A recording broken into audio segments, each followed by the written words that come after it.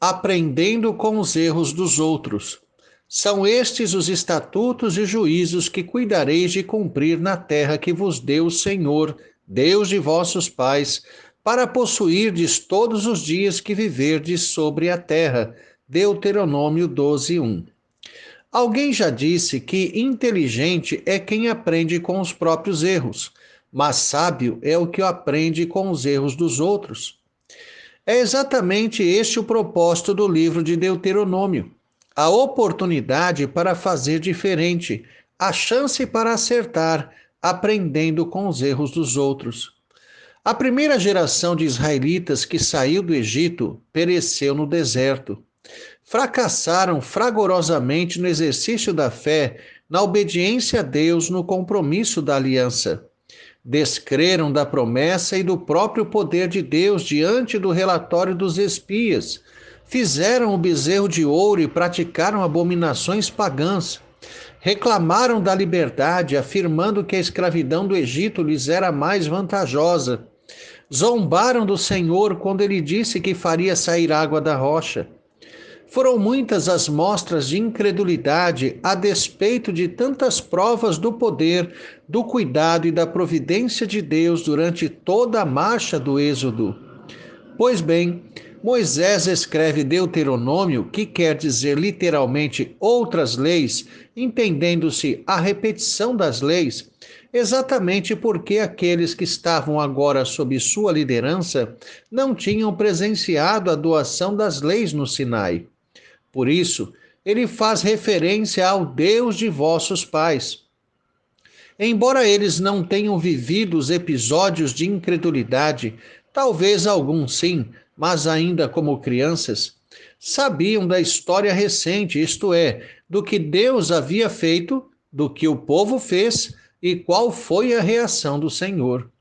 Portanto, conheciam o mau exemplo de seus pais e tinham a oportunidade de acertar. Não existe maldição de família. O que existe é filhos expostos aos pecados de seus pais e que comumente acabam por ser influenciados por eles, seguindo pelo caminho tortuoso. Deuteronômio tem o objetivo de evitar que isso aconteça. Moisés apresenta a lei como estatutos e juízos, para deixar claro que não se trata de uma opção, mas obrigação.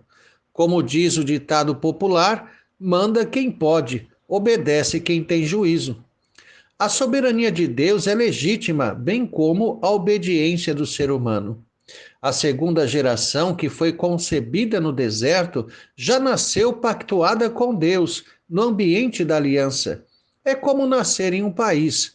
Você não é consultado se concorda ou não com as suas leis, apenas está obrigado por um pacto social a cumpri-las.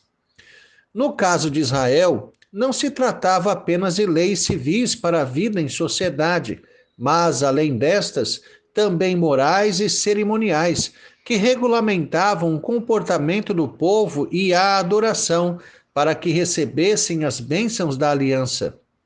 No entanto, o desejo humano por viver sua própria vontade parece superar, por vezes, o oferecimento da própria eternidade.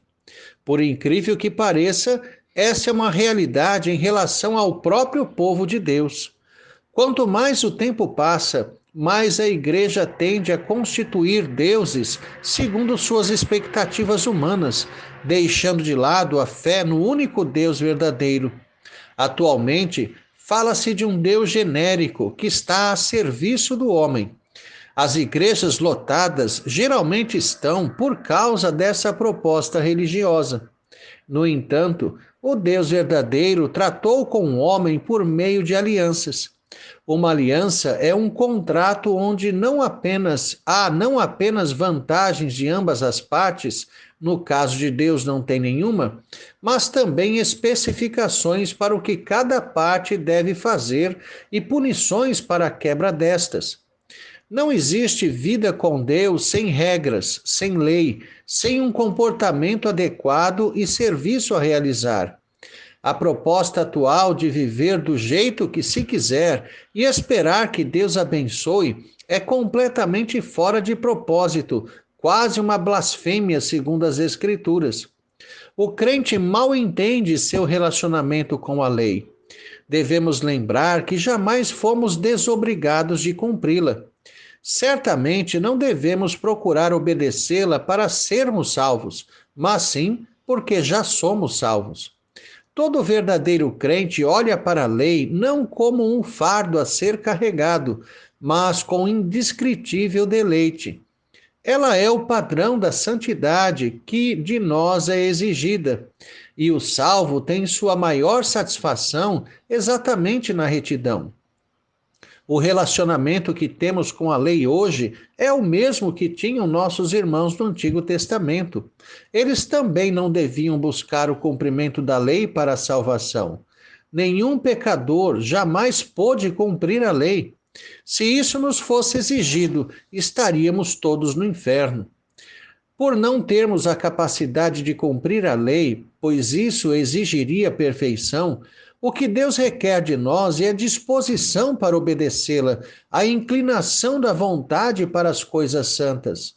Longe de gerar qualquer comodismo negligente, o senso de que o perdão dos eleitos custou a morte de Cristo o leva à agradecida conformação com a lei. O crente sabe que cada pecado seu é uma parcela do sofrimento do Senhor. É curioso que o texto se refere à lei como estatutos e juízos. O primeiro termo enfatiza que são regras para serem cumpridas. O segundo, que são base para julgamento de todas as nossas ações. É certo que não recebemos juízo condenatório do Senhor, pois nossa dívida está paga na cruz. Condenação implica a não participação em bênçãos espirituais. É por isso que Deus corrige o seu povo, privando de bênçãos temporais. Isso foi claramente estabelecido na aliança. Depois da campanha da conquista, para que Israel continuasse de posse da terra, era necessário que obedecesse aos estatutos e juízos, pois se não o fizesse, seria desterrado. O Senhor corrige o seu povo, retirando dele coisas da experiência humana que não implicam perda de salvação, pois esse conceito não existe nas Escrituras. Algo que chama a atenção naquilo que é dito no texto epigrafado é a continuidade da correta experiência com Deus dos pais para com os filhos. O nosso Deus hoje é o mesmo Deus de nossos pais. Isso quer dizer que ele exige as mesmas coisas de nós, o mesmo comportamento, a mesma obediência, o mesmo culto, a mesma liturgia, o mesmo padrão para vestir, o mesmo trato do corpo, a mesma castidade no casamento, etc. Como é possível ver uma igreja santa e agradável a Deus, se ela age e adora de forma tão diferente daquilo que foi exigido de seus ancestrais? Há escritores, até mesmo seculares, que percebem que a juventude de hoje vive como se não tivesse passado. Despreza toda a sua herança histórica. A palavra tradição hoje é eminentemente pejorativa. O só ouvi-la já faz lembrar o cheiro de naftalina. As únicas coisas válidas são as novas, que expressem sempre um rompimento com o passado e o tradicional. Tem que chocar para ser prazeroso. É o senso aventureiro de desbravar novos caminhos, certamente para longe do Deus verdadeiro. Vivemos a triste realidade de vermos filhos indo a igrejas que os seus pais não vão, por não concordar com o que acontece onde nasceram e cresceram. Vão a igrejas divertidas, feitas para agradar aos homens, não ao Senhor. Igrejas onde não se vê qualquer confrontação com o pecado ou exigência de santidade, mas apenas a pregação de que Deus vai abençoar, vai livrar dos problemas. Quando é que o homem compreenderá que seu maior problema é ele mesmo? Que é necessário morrer para si mesmo para verdadeiramente encontrar liberdade? É o que Cristo propõe: tomar a cruz, morrer, como pré-requisito para segui-lo. A igreja de hoje seria muito mais forte, mais santa, mais firme e operosa se a presente geração de jovens procurasse uma continuidade com a fé que foi dada a seus pais, aprendesse com os erros deles e procurasse fazer o que não fizeram, ir muito mais além no caminho da fidelidade. Temos a oportunidade de aprender com os fracassos, evitando caminhos de desobediência. Não há novidade nas Escrituras. São verdades de cerca de 2000 anos. Nossa alegria está em vivê-las da forma como Cristo viveu, da maneira que está especificada. Liberte-se de suas vontades modernas e achismos. Viva a autenticidade da palavra de Deus. Tenha um excelente dia na presença do Senhor, Reverendo Jair de Almeida Júnior.